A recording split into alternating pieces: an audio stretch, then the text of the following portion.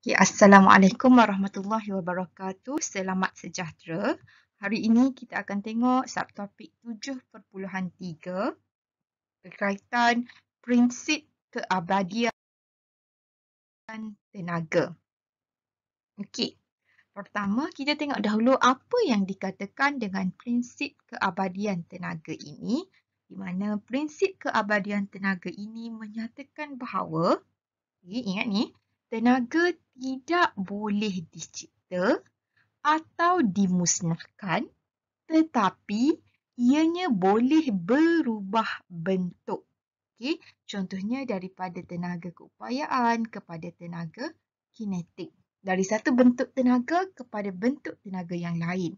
Tapi tenaga ini dia tak boleh dicipta. Dia tak boleh dimusnahkan. Tapi dia boleh berubah bentuk. Okey. Itulah contohnya daripada tenaga keupayaan kepada tenaga kinetik, tenaga kimia kepada tenaga cahaya. So, itulah bentuk yang dikatakan. Okay. Sistem ayunan seperti ayunan bandul ringkas dan ayunan spring berbeban sentiasa mengalami perubahan bentuk tenaga antara tenaga keupayaan graviti atau tenaga keupayaan kenyal dengan tenaga kinetik. Okay, nanti kita akan tengok. Okay, so ini pertama yang kamu perlu tahu apa yang dikatakan oleh prinsip keabadian tenaga. Okay. Tenaga yang berguna adalah tenaga dalam bentuk yang mudah diubah kepada bentuk yang lain untuk melakukan kerja. Contohnya, tenaga kimia yang tersimpan dalam bahan api fosil adalah tenaga yang berguna kerana tenaga kimia ini ia mudah ditukar kepada tenaga haba dan juga tenaga cahaya melalui pembakaran bahan api fosil. Jadi dalam bahan api fosil itu ada tenaga kimia. Okey. Dan disebabkan oleh tenaga kimia ini, dia mudah ditukarkan kepada tenaga haba dan tenaga cahaya melalui pembakaran bahan api fosil tersebut. Okay. So daripada bahan api fosil tersebut, perubahan tenaga dia daripada tenaga kimia kepada tenaga haba dan juga tenaga cahaya. Okay, tenaga kimia tu yang terkandung dalam bahan api fosil. Bila kita bakarkan ia, dia akan mengeluarkan cahaya kan? So kat situ daripada tenaga kimia kepada tenaga cahaya. Dan api yang keluar tersebut adalah panas. So itu adalah tenaga haba. So itu dikatakan pertukaran tenaga.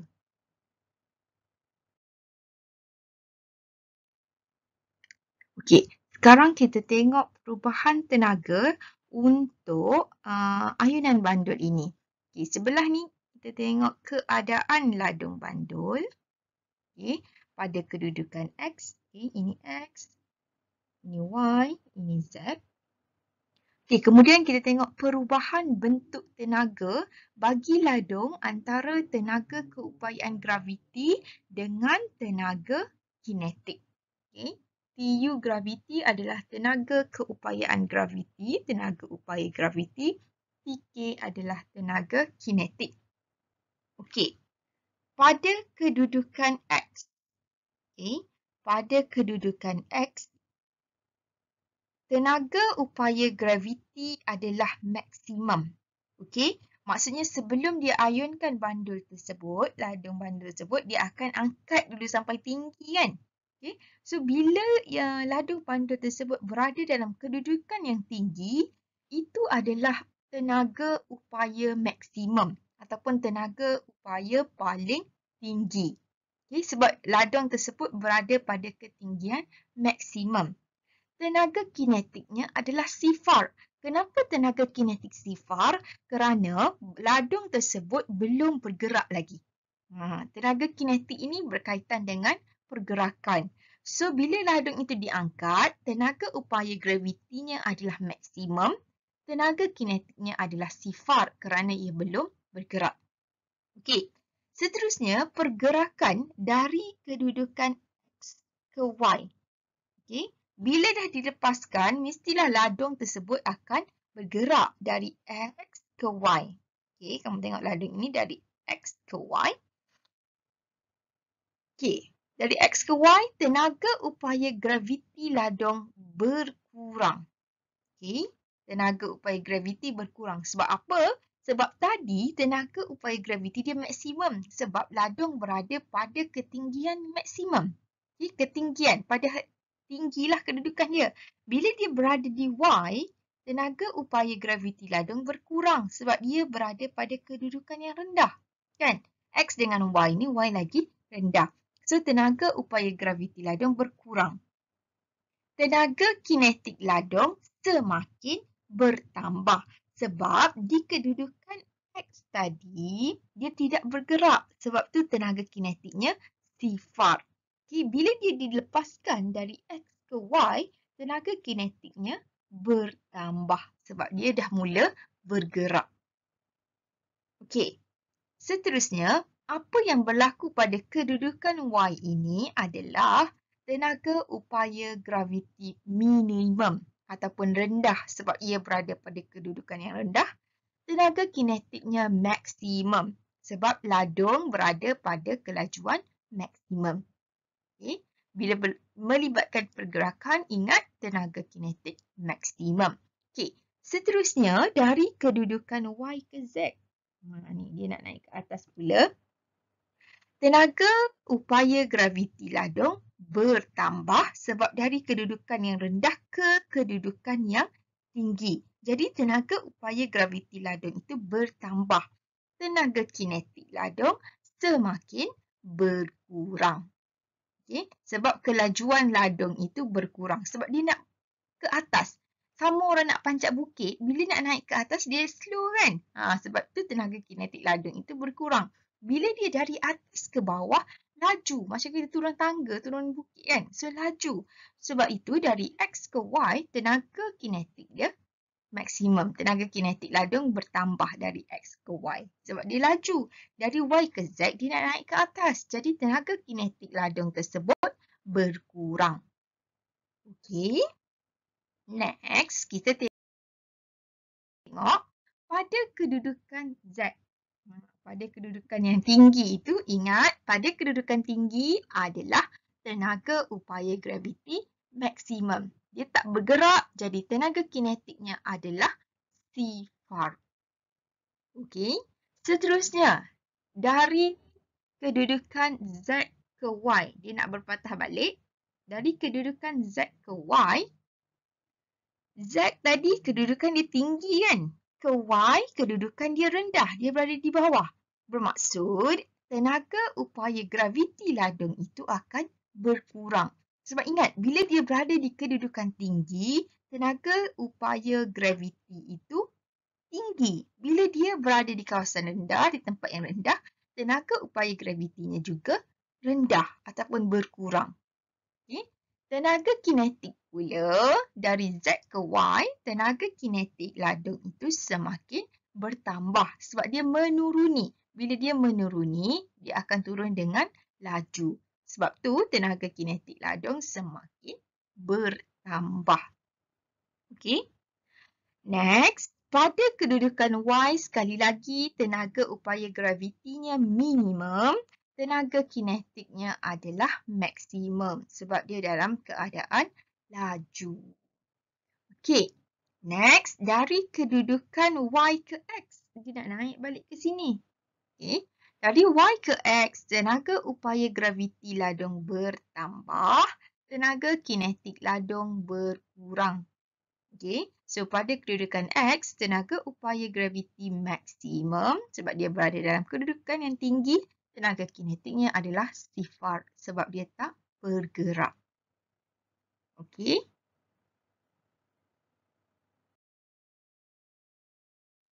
Seterusnya, sama juga dengan tenaga keupayaan kenyal. Okey, tenaga keupayaan kenyal ini melibatkan spring. Ingat ya, tenaga keupayaan kenyal ini bila dia berada dalam kedudukan maksimum, tenaga upaya kenyal tu maksimum, maksudnya spring tersebut paling maksimum boleh ditarik oleh beban. Okey. Sekarang kita tengok pada kedudukan X di bawah ini. Pada kedudukan X, tenaga upaya kenyal adalah maksimum. Sebab spring tu boleh menarik sehingga kan nampak spring tu habis kuasa dah. Maksudnya kan. So spring tu dah habis dah maksimum dah kekenyalan dia.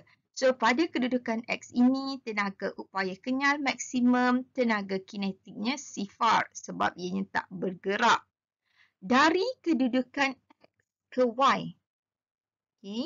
Dari kedudukan X ke Y, tenaga upaya kenyalnya berkurang, tenaga kinetiknya bertambah. Okay. Sebab bila kita tarik, kita nak lepaskan dia, so tenaga kinetik dia bertambah. Pada kedudukan Y di tengah ini, tenaga upaya kenyal minimum, tenaga kinetik maksimum. Sebab dia tengah bergerak. Jadi bila tengah bergerak, tenaga kinetik maksimum. Kamu bayangkan spring kamu tarik, kemudian kamu lepaskan. Semasa dia berada di tengah itu, dia tengah laju. Sedang laju kan? So tenaga kinetiknya adalah maksimum. Okey. Seterusnya dari kedudukan Y ke Z. Okey. Dari kedudukan Y ke Z, tenaga upaya kenyal bertambah. Tenaga kinetiknya adalah berkurang. Okay? Sebab dia dah semakin slow, semakin perlahan.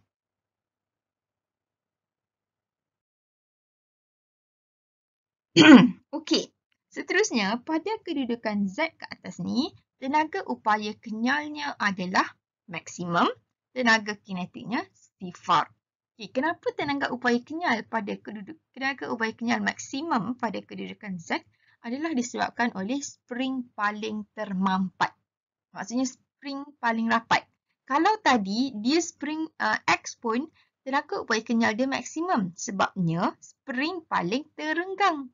Okey, so itulah yang menyebabkan maksimum tenaga kinetik sifarlah sebab tak bergerak. Okey. Seterusnya, dari kedudukan Z ke Y. Okay. Kedudukan Z ke Y, tenaga upaya kenyal adalah berkurang. Okay. So, spring semakin kurang termampat, tenaga kinetik semakin bertambah. Okay. Sebenarnya dia ulang benda yang sama sahaja. Dari keadaan Y ke Z, okay, maksudnya dia semakin bertambah. Okay, kamu tengok sahaja kedudukan dia. So, dari kedudukan Z ke Y, kan dia semakin terlenggang tu, semakin ke bawah, tenaga upaya kenyal dia berkurang, tenaga kinetik dia bertambah. Okay. Pada kedudukan Y pula, tenaga upaya kenyal minimum, tenaga kinetik maksimum. Okay, dari kedudukan Y ke X, dia nak renggang lagi ni, dia nak tarik ke bawah lagi. Tenaga upaya kenyal akan bertambah, tenaga kinetik berkurang. Okay, pada kedudukan X, bila dia berada di bawah sekali, tenaga upaya kenyal adalah maksimum. Sebab spring kat dalam keadaan paling terenggang. Tenaga kinetik sifar sebab dia dalam keadaan tidak bergerak. Okay, so kamu cubalah fahamkan sebab kalau dekat sekolah, kita boleh tunjukkan spring. Okay, kamu bayangkanlah spring tu bila ditarik. Okay, bila ditarik, ia adalah terenggang. So, spring paling terenggang, tenaga upaya kenyal dia adalah maksimum. Okay. InsyaAllah boleh faham. Kamu cuba tengok buku teks. Cuba baca satu persatu. Okay. Seterusnya, perubahan tenaga kinetik dan tenaga keupayaan bagi suatu sistem tertutup. Dalam sistem tertutup, perubahan tenaga antara tenaga keupayaan dengan tenaga kinetik adalah mematuhi prinsip keabadian tenaga. Apa prinsip keabadian tenaga cakap? Tenaga tidak boleh dicipta atau dimusnahkan, tetapi tenaga boleh berubah-ubah bentuk. Okay, jadi jumlah tenaga keupayaan dan tenaga kinetik dalam satu sistem ayunan tertutup adalah malar, adalah tetap.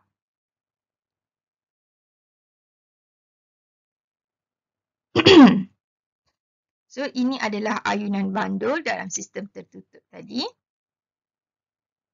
Okay, ini adalah graf perubahan tenaga. Okay, tenaga kinetik. Yang Yang warna hijau ni tenaga kinetik, tenaga keupayaan. Jadi jumlah tenaganya adalah tetap malar.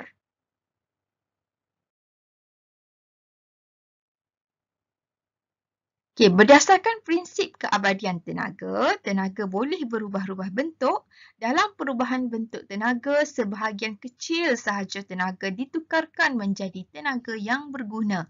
Sebahagian besarnya pula ditukarkan menjadi tenaga yang tidak berguna seperti tenaga haba yang disebabkan oleh geseran.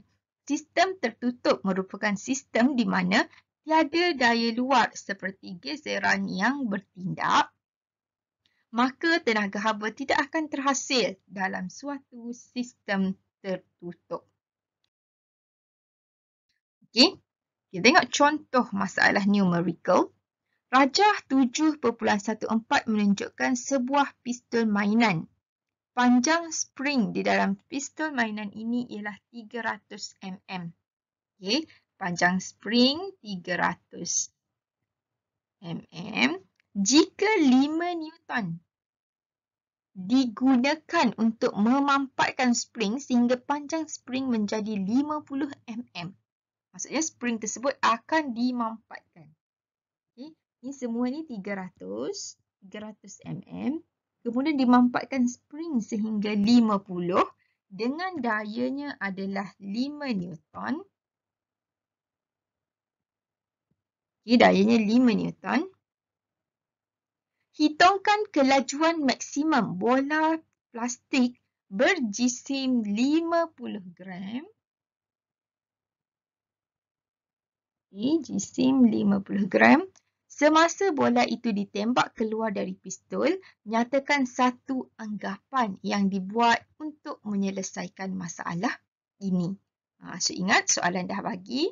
Spring 300, dia mampatkan kepada 50.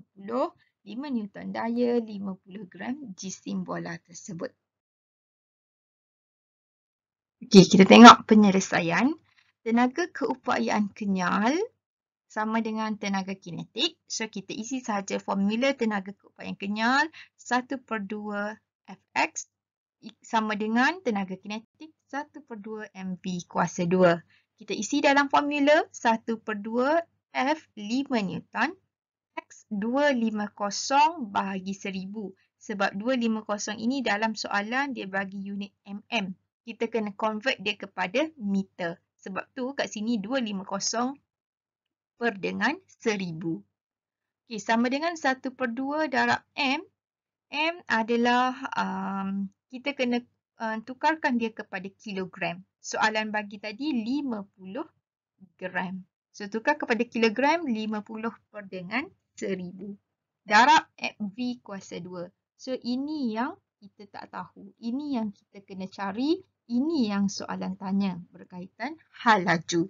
Okay, bila kita dah boleh isi formula macam ni, kita tekan sahaja kalkulator.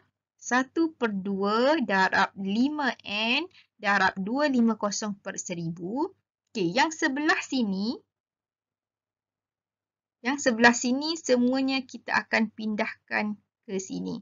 Jadi, 1/2 ni kita akan darab sini kan. So, kamu kena tekan kalkulator bahagi 1/2 bahagi 50 per 1000.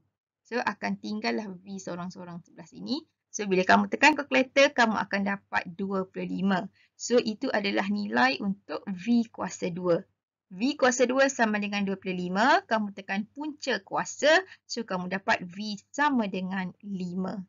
So, itu dapatlah jawapan 5 meter per saat.